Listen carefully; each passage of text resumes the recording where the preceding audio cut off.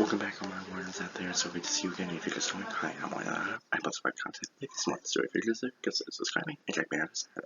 So today I'm going to be talking about 5 misunderstood Batman villains.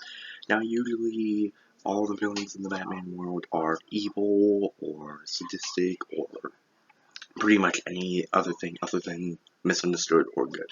But there are a few villains that actually have really sad backstories that make you feel for them, and they also have like actual kind of reasonable things of why they're doing what they're doing, and that's why I wanted to talk about today, to get get those ones out of the way. So let's get into the video. Before we get started, I just want to let you know that share your 5 misunderstood video.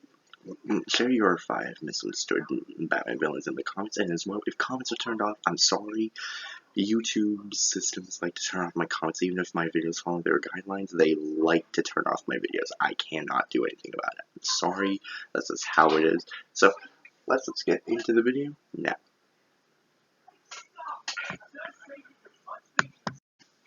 Number 5, Mr. Freeze. So yeah, Mr. Freeze is undoubtedly, it's not just me who thinks he's misunderstood. I think everyone thinks Mr. Freeze is misunderstood, because all he's trying to do is just heal his wife and get her to come back to him. And I think that's a really sweet gesture. Even though he's hurting people, he's taking people away from their families just to do so. I get it. I do feel bad for him, because the truth is, Freeze wasn't a bad guy. He was a normal scientist until his wife got sick and he had to put him in a cryo chamber to help her survive. And then a rich jerk, Francis Baldwin, came up and pushed him into the machine, making it impossible for him to leave sub-zero temperature. So now he can't even go outside to enjoy some fresh air without having exoskeleton Sub-Zero spacesuit on. And I just feel bad for this guy so bad, and now all he tries to do now is just survive. He tries to survive, and he just does what he does to get the materials to help fix his wife, and occasionally try to get revenge on the guy who did this to him, and I do not blame him one bit for anything that he does. It's not his fault. It's not wrong for him to want revenge. It's just not. I feel bad for this guy every single time I see him on screen. I feel bad for how his story turned out. Number 2,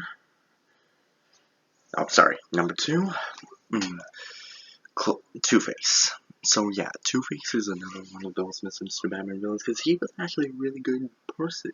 He was a responsible DA in the Batman universe. He's even helped Batman catch criminals. Batman's catched criminals, and Harvey's putting them in jail. Like, they were a really good team together. They were really good friends. But the sad part about Harvey Dent is that he has a really bad disability or a mental disorder or something. I don't know what it's actually called, but he has two personalities living inside of him. He has nightmares of the bad version of himself over the good side. And that's sad, like, that he has to deal with that. He doesn't even, and then angry situations make that person come out, and he doesn't even want it to come out. He doesn't want to be this cold, bad person to people, especially to his fiancée and his best friend. It just comes out. It's purely a Jekyll Hyde and Henry Jekyll and Dr. Hyde situation. And I just miss this guy. And I just feel so bad for him, because then, on top of all that, he then has his entire half of his body blown up, his entire half of his face completely gone, scarring him for life and making half of him bad, half of him good. And this guy is just in so much pain all the time, because he can never go back to the way things were. I bet he's wanted to. I bet he's wanted to be that good DA person that he was, not the cold stone killing villain that he is now. You just gotta feel bad for Harvey. I don't even want to call him by Two-Face. I want to call him Harvey. I feel so bad for him because he didn't want any of this to happen. The only reason he even did this, at least in the animated series, the only reason Two-Face even was born, at least in the animated series, was that he was trying to get somewhere a mob boss was blackmailing him. So like this guy went through so much pain in his life. Even as a kid, he was tortured by like his back half.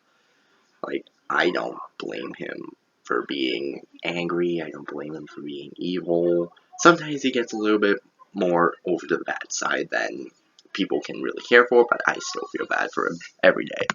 Number 3, Clayface. So Clayface is not really the one that you thought I'd pick, but really I really do feel for Clayface at times, because Clayface was just a normal Hollywood actor that just wanted to make himself look nice, just so people didn't like reject him or treat him badly or get rid of his Hollywood star or get rid of his Hollywood movies.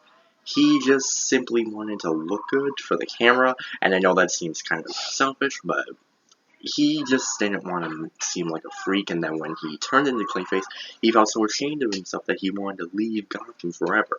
Until we found out a way to expose the guy who did this to him, and I don't blame him. If I was turned into a freaking like clay monster, I would want to expose the guy who did it to me for the evil that he is. So yeah, I do feel bad for Clayface because he's literally the animated example of what Hollywood stars sometimes have to deal with. Like, sometimes Hollywood stars have to deal with, like, either them getting old, either them having a facial disability like Clayface did. Like, and then they get cut off from the movie because of these, misunderstandings and mistakes. So, like, him becoming a villain is completely understandable because he was literally just an actor trying to live his best life, and he turned into this clay thing, and I feel bad for him. Like Harvey did, and like Two-Face, he does go over more to the bad side than I would like to admit. Like he sometimes just tries to kill Batman, even when he tries to help him. Like, I mean, I guess no villain accepts help from Batman, even if you are evil or something, but I still feel bad for him because all he wanted to do was live a good life as an actor. Number four, Man-Bat. So yeah, Man-Bat is a very misunderstood villain because because Kirk Langstrom was just a scientist that was trying to figure out like how to mend human DNA with a vampire bat. Of course, that's kind of weird for him to even think of doing the experiment, especially when he's trying to do it on himself.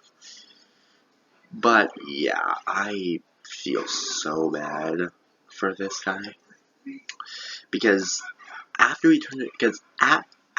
the first time when he turned to a Batman and Batman stopped him, Kirk was able to live his life. He didn't get sent to jail. He was able to live his life. But the fact is, like, everyone was afraid of him. Even his wife was afraid of him.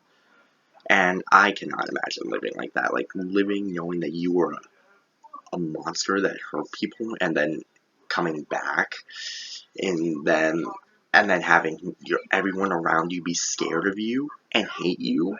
I cannot imagine living like that. Like, I wouldn't be able to live with myself if that happened.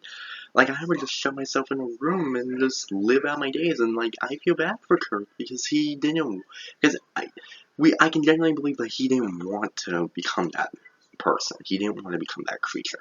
He just wanted to be, like, normal.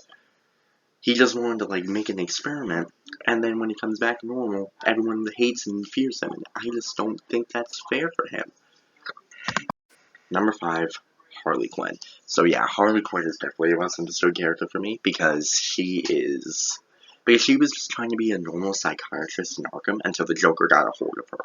The only reason the only reason Harleen ever became evil is because she genuinely thought she was in love with the Joker and thought that he loved her back. And maybe that's actually started out true in the beginning. As time went on, we can clearly just see that the Joker is just treating her as his own personal punching bag. He's an abuser. Among all other things wrong with the Joker, he is an abuser. Among all the other things that is wrong with the Joker, he is an abuser. He abuses Harley. Now, of course, for a long time, I didn't really care much for Harley. I just thought she was a pawn. I thought she was a joke. But she wasn't actually. She was just trying to please the man that she thought she loved. And then even in the Harley Quinn show, we can see her actually develop. She goes from being Joker's pawn to being her own villain to being a member of the Bat family to then being her own hero. So, like, she does have character growth. She does eventually see in some continuity, she does join Batman to fight the Joker, and I really feel bad for her because she didn't. Because the only reason like I said, the only reason she spiraled into madness is because she fell in love with the Joker. The psychopathic maniac is the reason she became a psychopathic maniac. So I just feel bad for this girl on so many levels, especially after watching the Harley Quinn show. She put up with so much stuff, so much crap, because she also had really bad parents. Like, she had trash parents, as we found out in the Harley Quinn show. She had such bad parents. Such bad parents. Like, I think they were abusers too. Let me know your 5 misunderstood Batman villains in the comments as well. Again, I'm sorry if comments are disabled. YouTube system sometimes cuts them out, even if my videos follow their guidelines. So, Wyatt, signing out, but remember, peace and kindness, the things we need most. Stay wild.